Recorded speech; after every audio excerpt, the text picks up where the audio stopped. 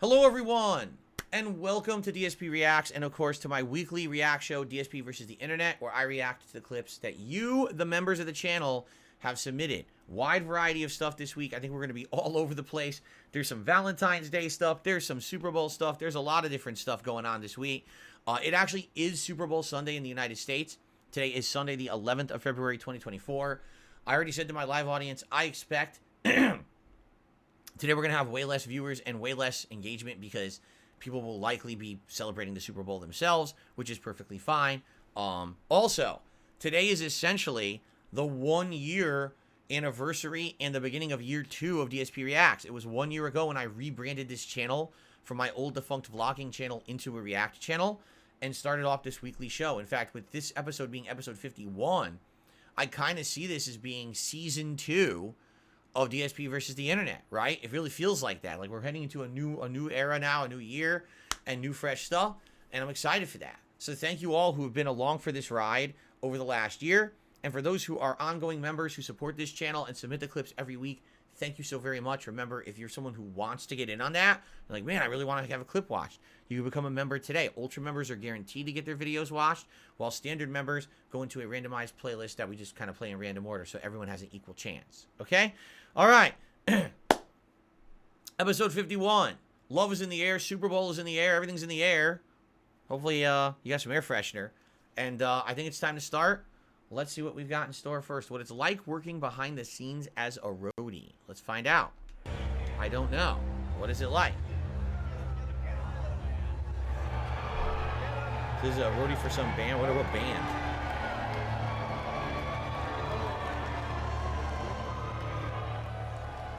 What band?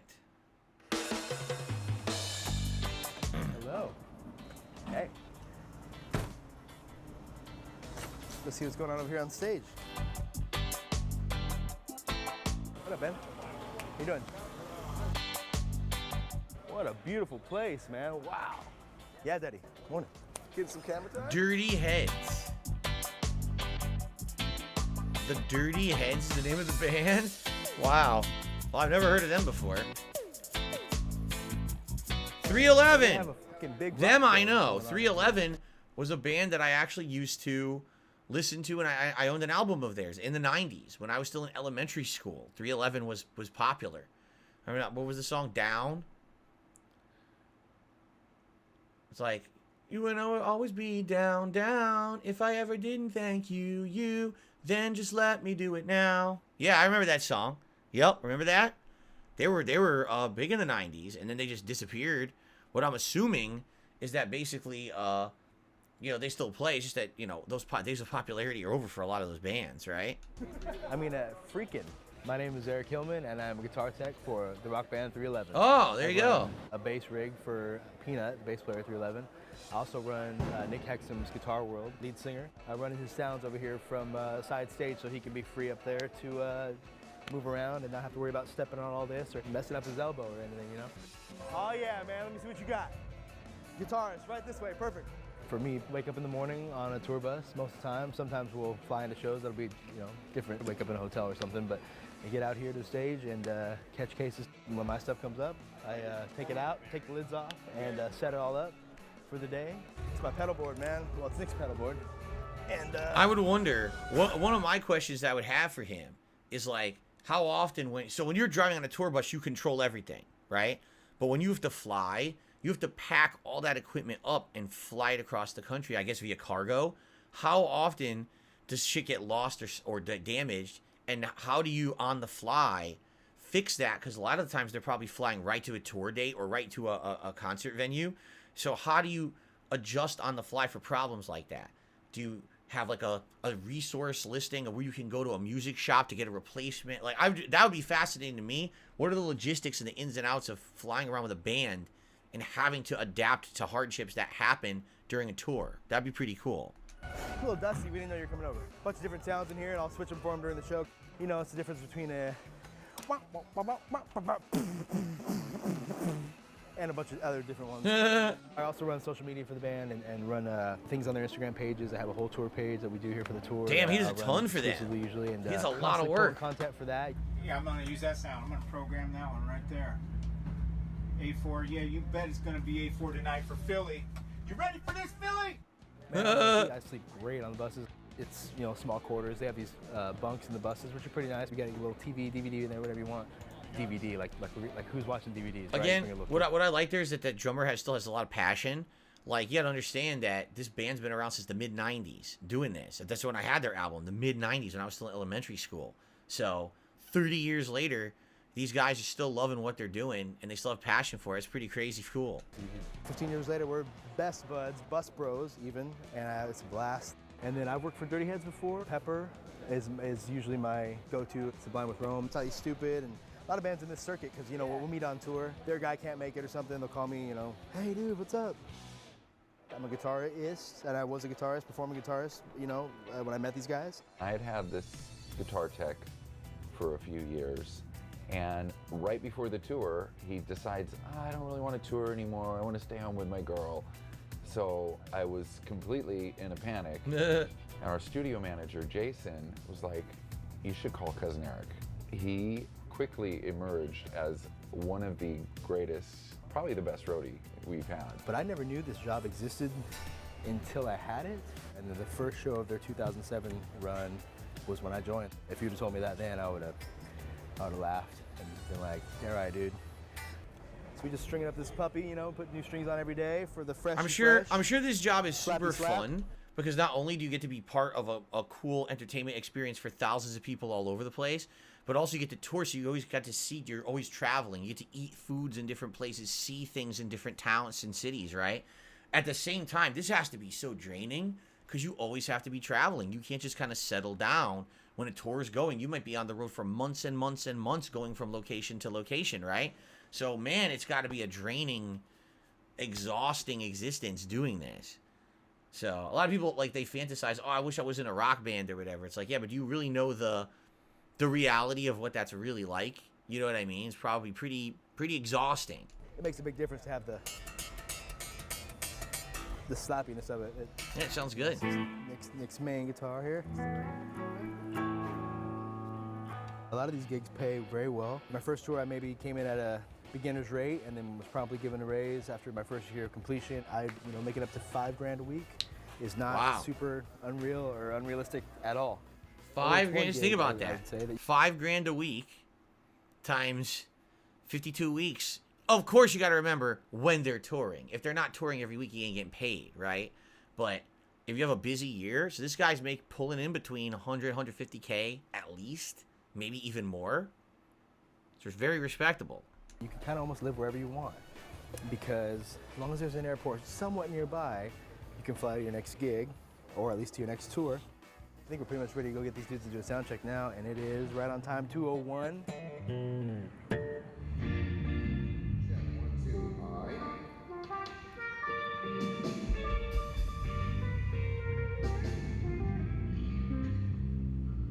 To name everything that could go wrong in a day, you'd have to be here with me for a week.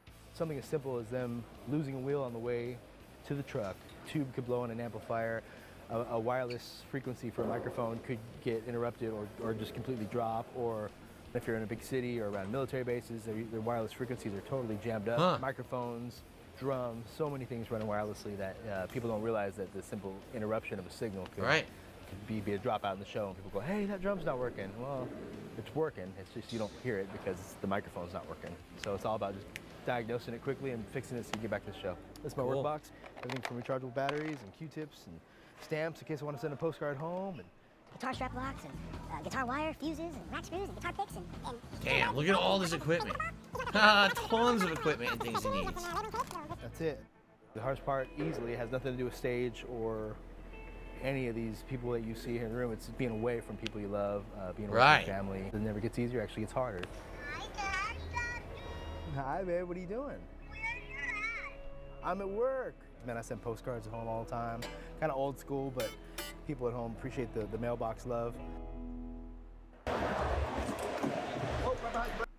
All right, that's pretty interesting and fascinating. What a life. But man, the traveling tours, anyone who's a talent like that who has to travel and have like a show that you put on has got to be a unique lifestyle, but and a taxing one, but probably a pretty rewarding one too if you're good at your job and you get to see so much in your life. It's probably neat, right? Okay. All right, on to the next. I'm sure this one's going to be great. I mean, if you have to fart when you're at work, sometimes I've done that. Like, I'll have like a little fart slip out. You know, it happens. But that's when I turn around and I'll sniff up the fart myself as quickly as possible, so that hopefully none of my coworkers have to smell it. You know.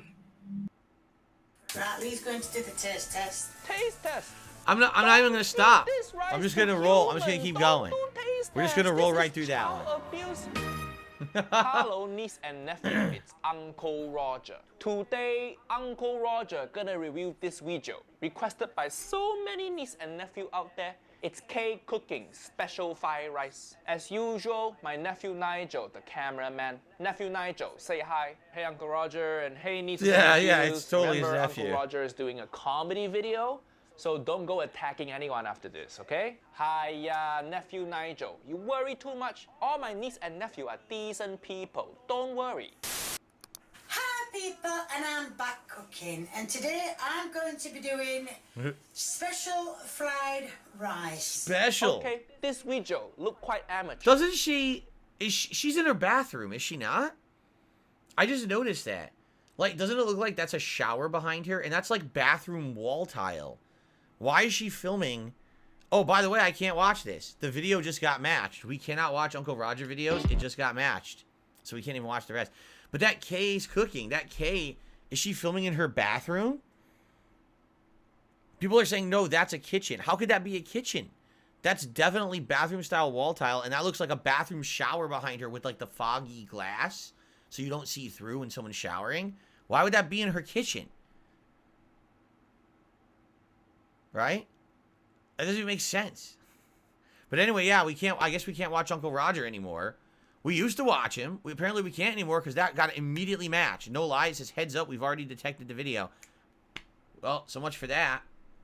All right, I have no idea what this is. 2.1 million views from 15 years ago. Let's see what this is.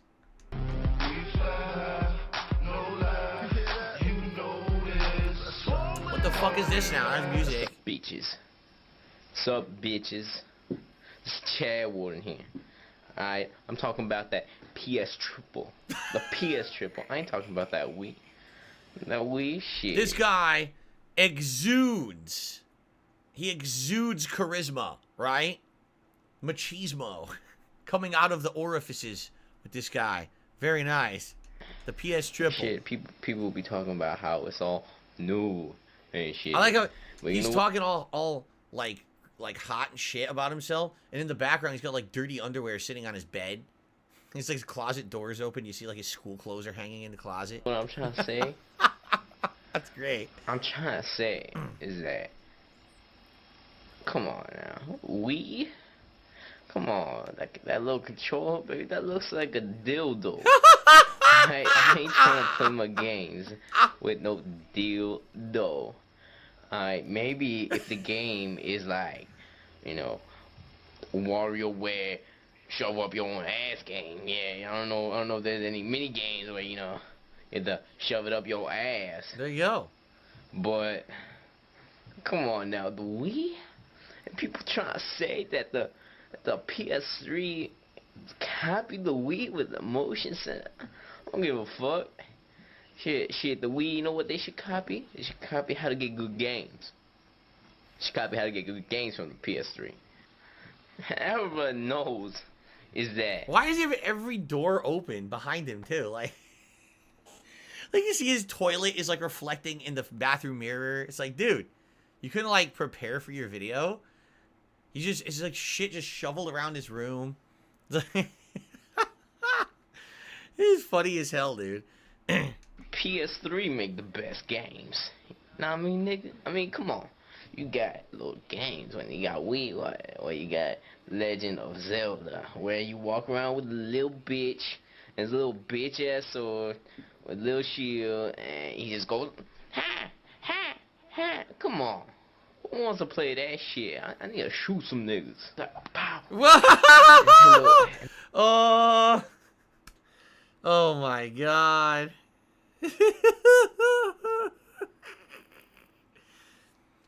See, what's funny, you gotta wonder when he made this, because who knows? This is over 15 years old. Was he intentionally doing this to be funny?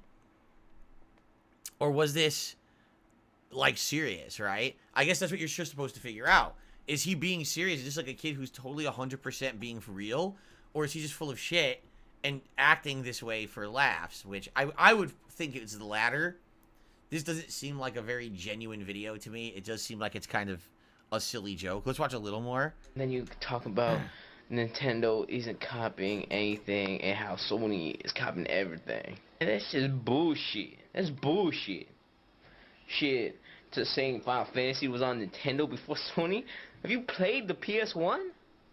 Nigga, the PS1 got Final Fantasy 7. Shit, Nintendo trying to copy that shit. They know that they can't compete if they don't got Final Fantasy. Nigga, Alright, definitely he's a troll. That's all I have to say. He's trolling. He's doing this on purpose. And, I mean, for 16 years ago, because remember, these videos are always off by a year. For having done this 16 years ago, that was pretty, like, avant-garde, I would say, at that time. Like, people making YouTube videos weren't really doing this kind of thing. So no wonder that he got the attention that he did on this video, right? I would say. So there you go.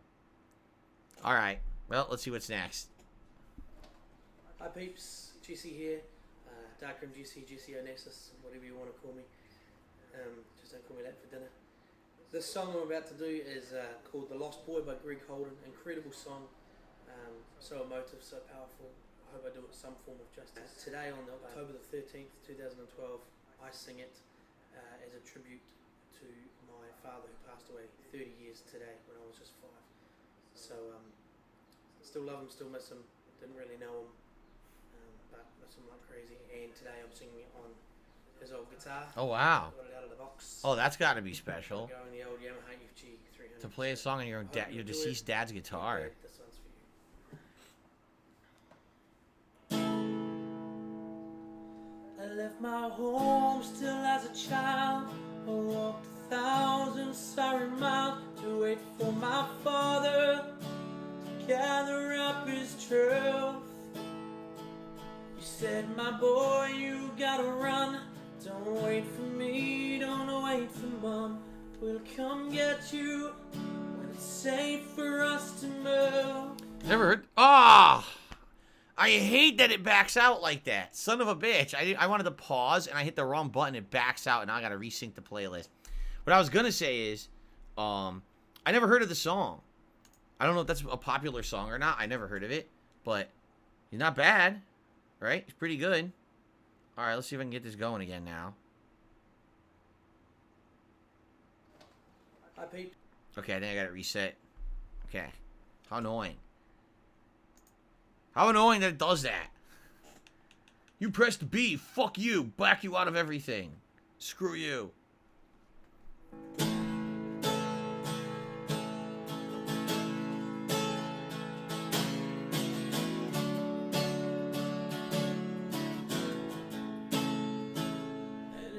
Time I didn't know. Yeah, I don't know this song. Just how hard the wind could blow towards disaster. And the things that I would see. I never found my father. People in the chat are being so harsh. They're like, oh, look, a guy playing guitar and singing. Next, next, next. It's a heartfelt song. Fine, we'll go to the next. People are demanding we go to the next. I think that is a good, that he's decent. Pretty decent. Video games give you the opportunity to be anything, and the weapons you carry around can be ridiculous. Hi folks, it's Falcon, and today on Game Ranks, the 10 most overpowered weapons of all time. Okay. Starting off with number 10, the Big Boy from Fallout 4. Now, the Fallout games have always had their fair share of ridiculously powerful weapons, but here's one gun that just stands head and shoulders above the rest, the Fat Man. A handheld nuclear missile launcher, which is exactly as devastating as it sounds. Just one of these things can clear out entire groups of enemies. Only downside, though, at least in Fallout 3, there's a pretty limited supply of mini nukes to find, so eventually you do run out. This is not the case in Fallout 4, where there is an unlimited supply of these things, and an even more powerful version of the Fat Man to find. The big boy is actually pretty easy to find too. You just buy it from Arturo in Diamond City, and the thing makes it so powerful that instead of just shooting one mini nuke, you actually shoot two, free of charge. Combine that with the Merv launcher mod, you can make this thing launch like a ludicrous 12 mini nukes while only costing one to actually fire. It sounds like the most overpowered weapon ever, and I mean seriously, it fires 12 nukes. There is one huge drawback though. Because of the way nukes cluster after firing, it makes it so the weapon's range is drastically reduced, which makes it as likely to kill you as your enemy. It's a pretty severe downside, but it's also pretty appropriate. I mean, it's a weapon where you throw a nuclear bomb using a handheld catapult, so there should be some element of danger there, right?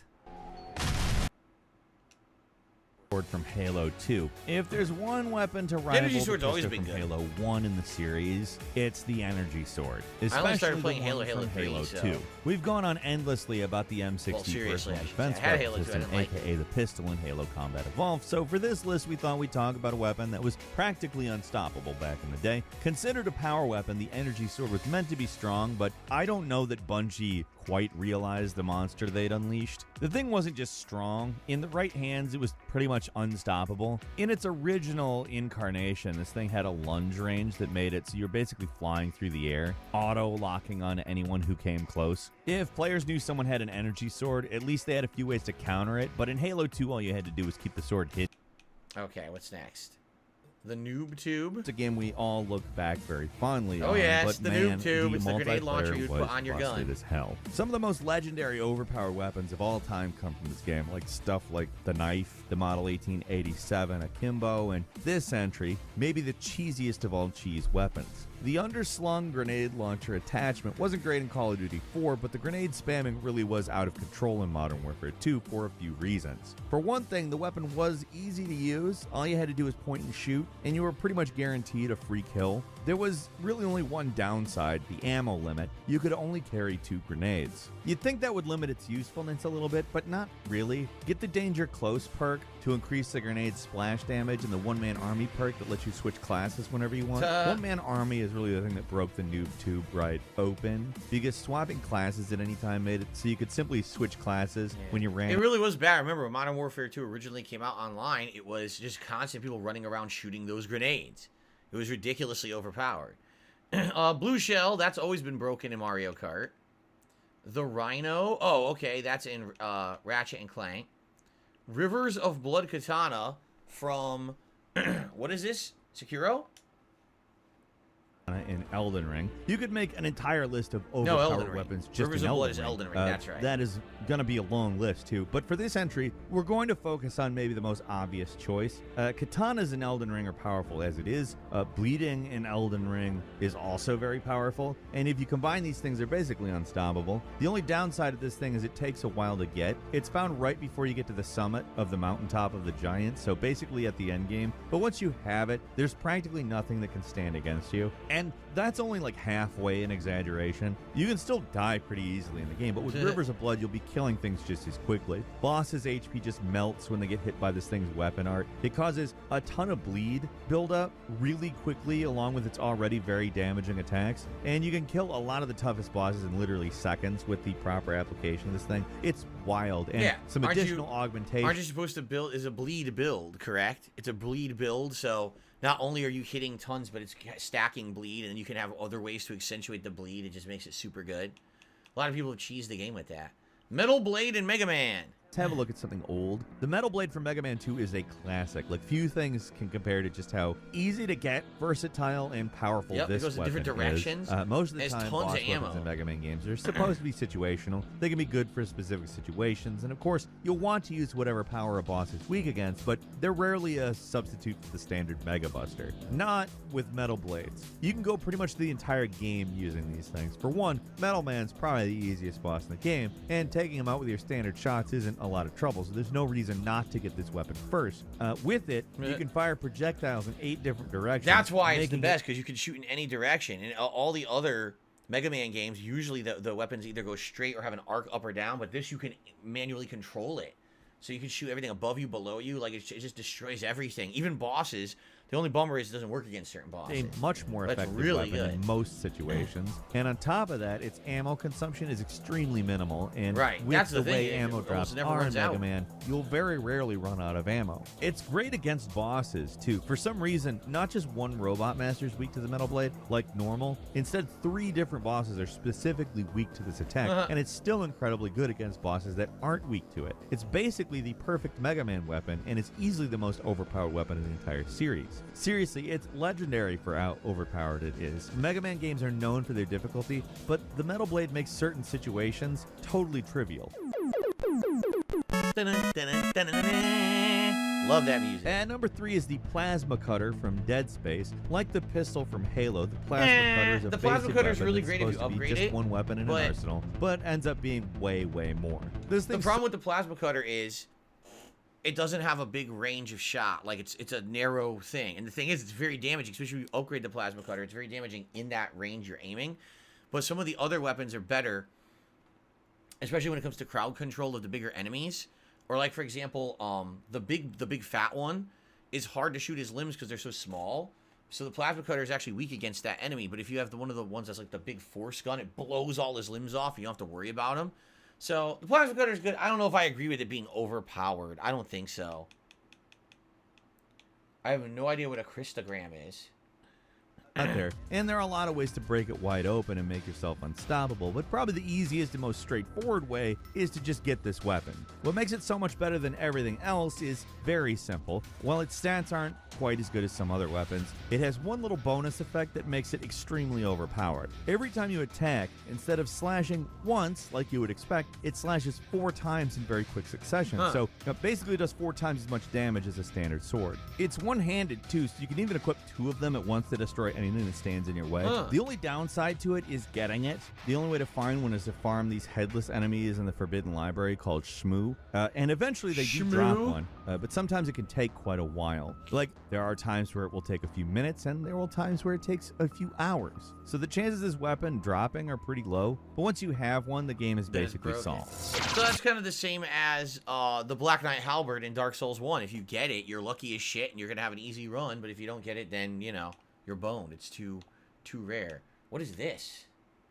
Farsight? Honestly, I have no idea what the designers of Perfect Dark were thinking Perfect with this Dark? one, Oh, I never other than, played this wow, this would be original awesome. And it is. It's very awesome for the person using it, but for everyone else, not so much. The Farsight XR20 is a baffling weapon that has the ability to shoot through walls, has an X-ray mode so you can see through walls, and to top it off, it can auto-target just to really make this thing overpowered as hell. Wow. Seriously, being able to see through walls and kill people is bad enough, but they also make it so you can auto-target as well, so you don't even And this is really a need to look competitive around, just game, mash and it's the that auto lock broken? and Damn. fire. And did I mention this thing's a sniper rifle too? It can zoom in, and it's powerful as hell. In the campaign, it's fun to play with, and there's no real problem. It's just an overpowered weapon. But in multiplayer, it can really only be 2 things. Some goofy fun where everyone has one, or a nightmare where only one player does and mercilessly destroys everyone else. It's a weapon you don't even need to see it in action to know that it's overpowered. It's a sniper rifle that can see through walls. Mostly it's for single pinpoint player, I'm accurate, being told. and it It has was mostly for single auto-targeting. player. If that's not overpowered, I don't know really what is.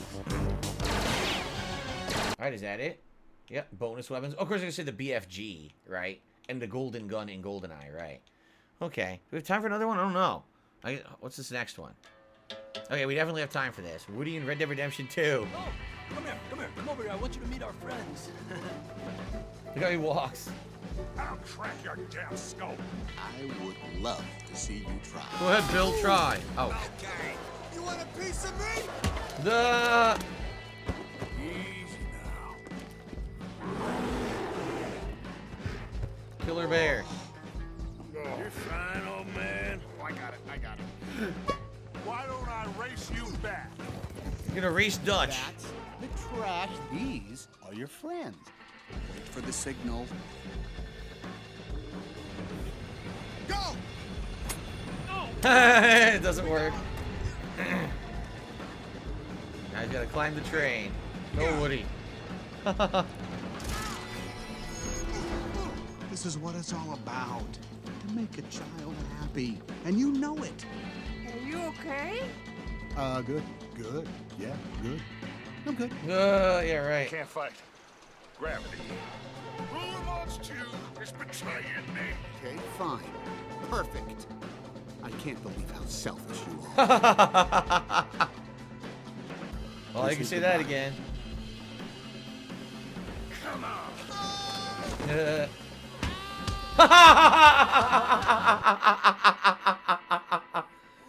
Woody beats up Micah. That's great.